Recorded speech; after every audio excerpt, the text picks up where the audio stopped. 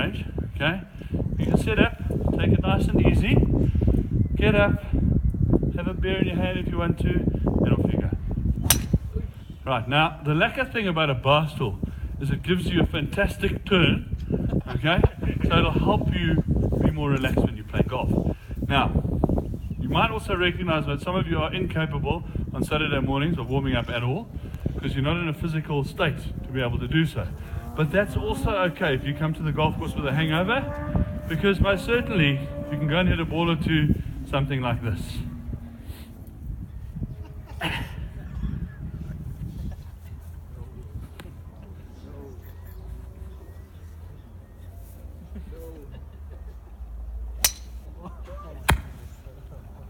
Alright, so just take the time, go and hit a ball or two, and life is good. Okay, now, I've recently completed my PGA studies. Now, what does that mean? Okay, I used to be a playing professional.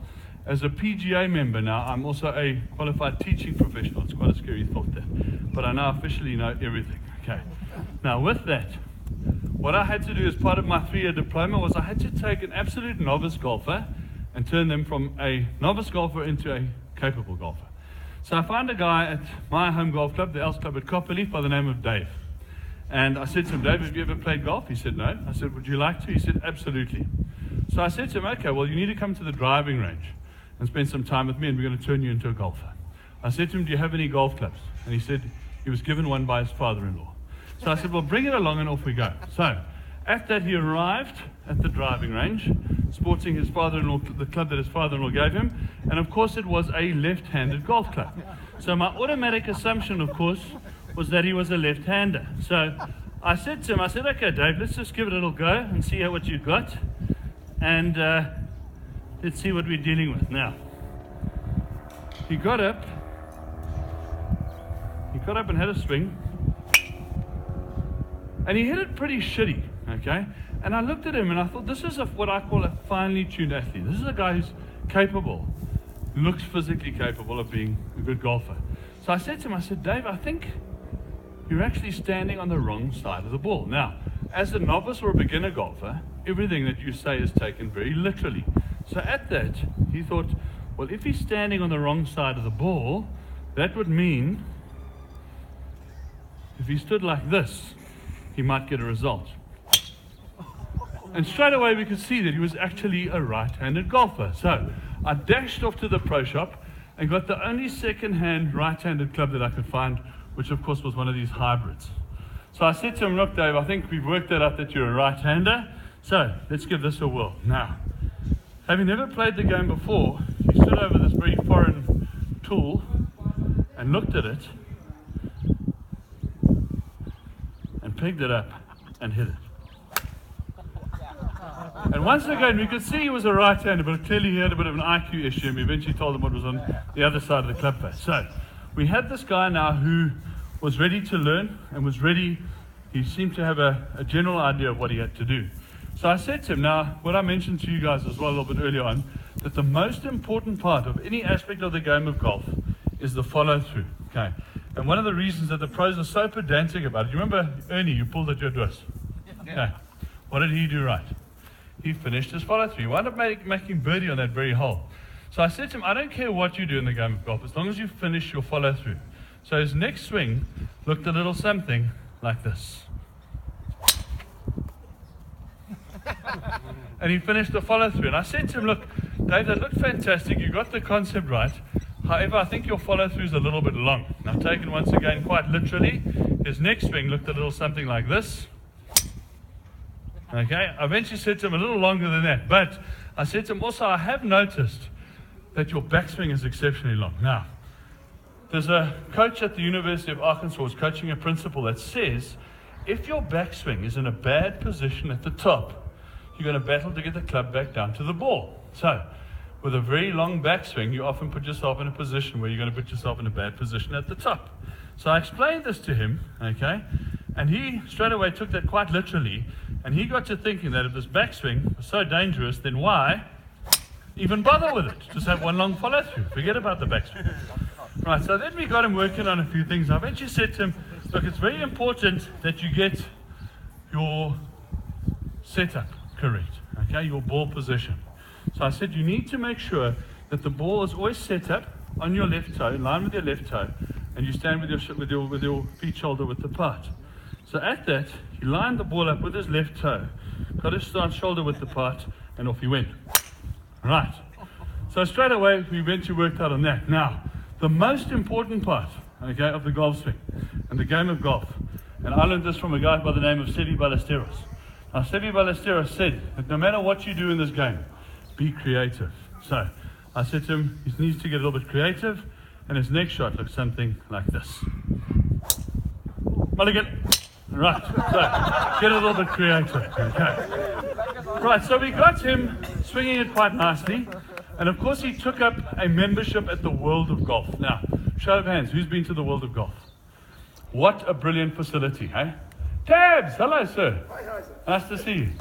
I like the pants. Okay, so World of Golf, beautiful facility, okay?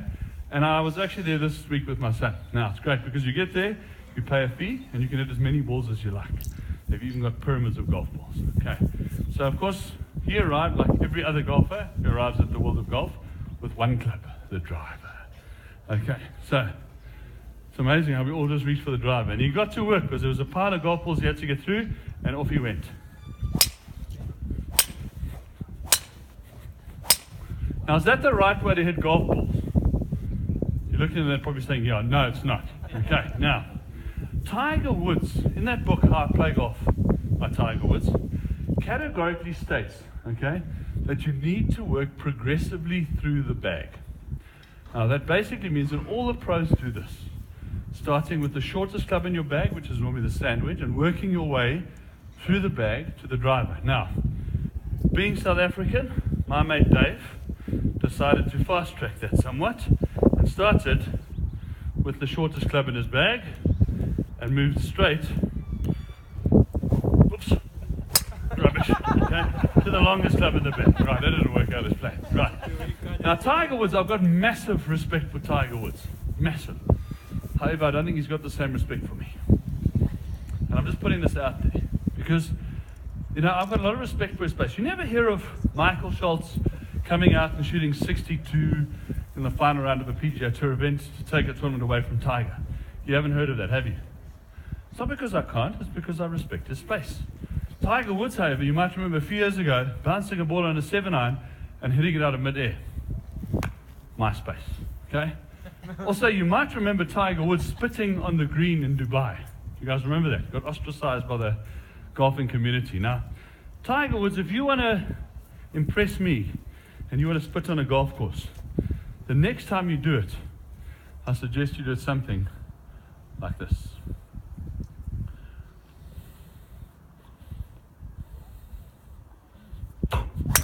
Right, that wasn't too good, but nonetheless, Tiger, if you want to impress me, that's how you do it. Now, Rory McIlroy, okay, works on a very similar theory about working progressively through the bag. And I think a lot of amateurs have taken it to a slightly different level whereby they take it too far. Okay, I think you heard it if you're watching golf yesterday about stats and everything's about detail. Okay, Bryson DeChambeau. It's not a science, it's an art. Now, Rory works on a thing where he hits the 9, works progressively, so starts with the wedges and works progressively through the bag. But he hits the 9 different shapes per club. So he starts low draw, medium draw, high draw, low straight shot, medium straight shot, high straight shot, low cut, medium cut, and a high cut. Most of you guys, that'll take a week to get through one club. Now, I say don't go to that extent. You just need to know how to be able to hit the different types of shots. So you need to be able to hit the draw, right? You need to be able to hit the cut. You need to be able to hit the high shot. And you need to be able to hit the low shot. Okay. Did I get them right? No. What do you mean no? I thought I did pretty good. The low and the high. It's confusing, eh? Okay. So let's deal with this confusion now. Okay. To hit the ball high, you need to peg it high. Okay, so to hit the ball high, you peg it high. Right? Now to hit the ball low, you need to peg it high. confusing. To hit the ball high, you peg it high. To hit the ball low, you peg it high. Right. Are you looking more confused now?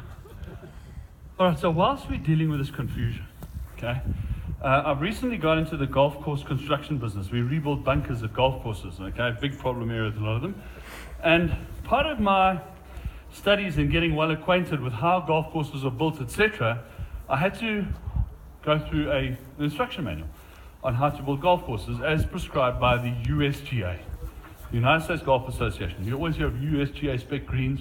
These guys create the guidelines on how you build golf courses. Now, this is valuable information for you guys as golfers, and you'll become a better golfer just by reading this particular book, because it tells you how they build golf courses and how they get you guys. So, when it's categorically written that 70% of all hazards and trouble should appear short of the intended target, because they know you guys are going to take a club too little, try and hit it too hard, and still come up short.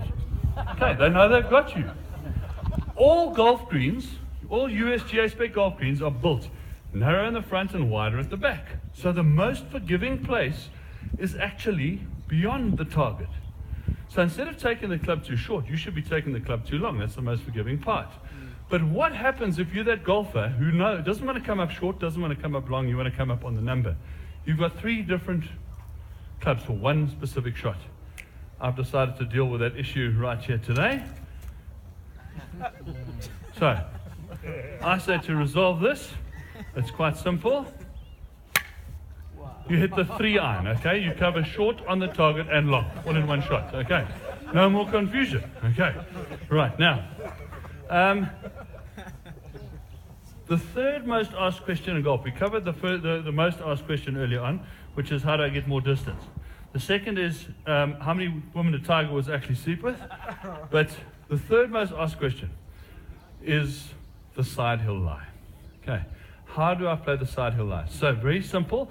I've decided we're going to deal with that here. Okay, now I've simulated a few side hill lies here. Okay, now because I'm a trick shot artist, people think this is a bit of trickery, but let's just have a look at them. This is a slight side hill lie. All right, this one's probably, this feels a little bit downhill still to me. All right, and this one's probably one that most of you even might have had today. All right, so really easy, but I'm a trick shot artist, so no one believes that there's not trickery involved. So on that note, who's the best golfer here? Who's the lowest handicap? What are you playing off? You're a 1. Come and join me. Okay, and the reason I need a low handicap, what's your name? Marnus. Okay, Marnus, Michael. Okay, so Marnus, where do you play your golf?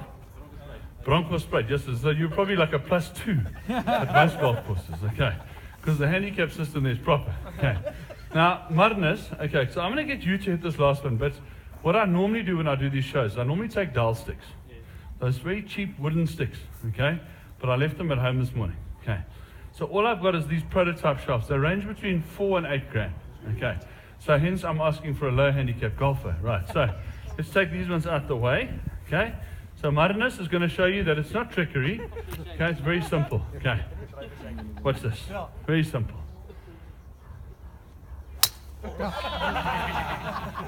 One. Are you sure about that? Marnus. Okay, we're gonna have to talk about. Now you didn't look very comfortable over that shot. Do you agree? Okay. Now you remember what I said about Seve Ballesteros a little bit earlier. Okay.